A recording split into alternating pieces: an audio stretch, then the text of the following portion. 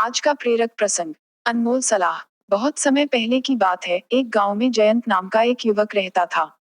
उसके माता पिता बहुत अमीर थे, अतः उसे पैसे की कोई कमी न थी। एक दिन वह चाचा के पोते की शादी में दूर गांव गया। विवाह के वह वहीं रुक गया। अगले दिन वह हाट में गया। वहां की रौनक देखकर उसे बड़ा मजा आया।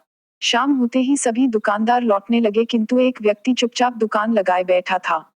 जयंत ने हैरानी से पूछा, अरे भाई, तुम घर नहीं जाओगे? Exclamation mark. वह दुकानदार मायूसी से बोला, मेरी सलाह नहीं बिकी, उसे बेचकर ही जाऊंगा। कौन सी सलाह, कैसी सलाह? Single quote. पहले कीमत तो चुकाओ, दुकानदार ने हाथ नचाते हुए कहा। कितने पैसे लगेंगे? जयंत ने लापरवाही से पूछा। एक सलाह का 1,000 रुपया लगेगा, मेरे पास दो ही हैं। दुकानदार ने व्यस्त भाव से कहा। उसकी बात सुनकर जयंत को हंसी आ गई। भला सलाह भी खरीदी जाती है?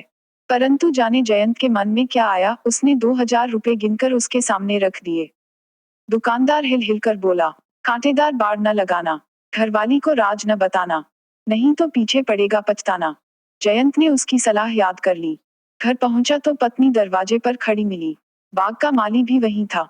वह माली से दरवाजे के ऊपर बाड़ लगवा रही थी। जयंत को नई नई सलाह याद थी। उसने पत्नी को वह बाड़ लगाने से मना किया। 2,000 रुपये वाली बात भी बताई। उसकी पत्नी खिलखिलाकर हंस दी। मान गए, आपको कोई भी घड़ी भर में मूर्ख बना जाता है।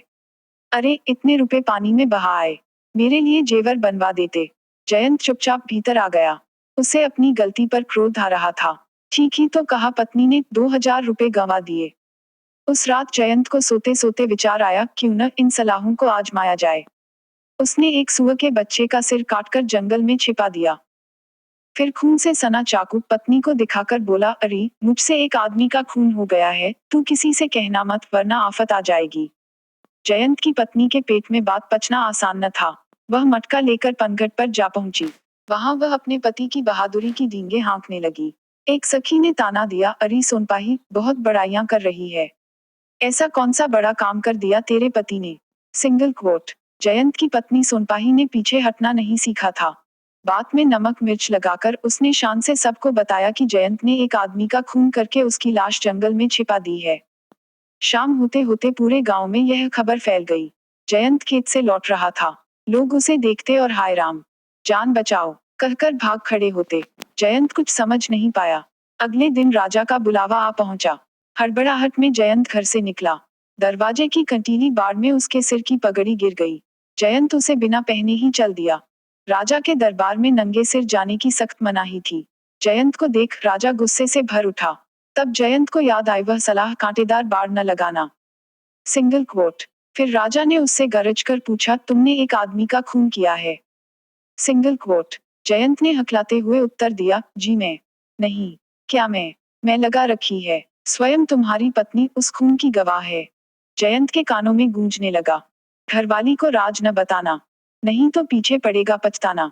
वह खिलखिलाकर हंस दिया। उसने धीरे धीरे राजा को समझाया कि किस तरह उसने सलाहों की परीक्षा लेनी चाहिए। राजा से आज्ञा लेकर वह जंगल में से सुअर का कटा हुआ सिर ले आया। राजा ने सारी बात सुनी तो वह भी हंसते हंसते लोटपोट हो गया। जयंत को ढेरों इनाम देकर विदा किया गया।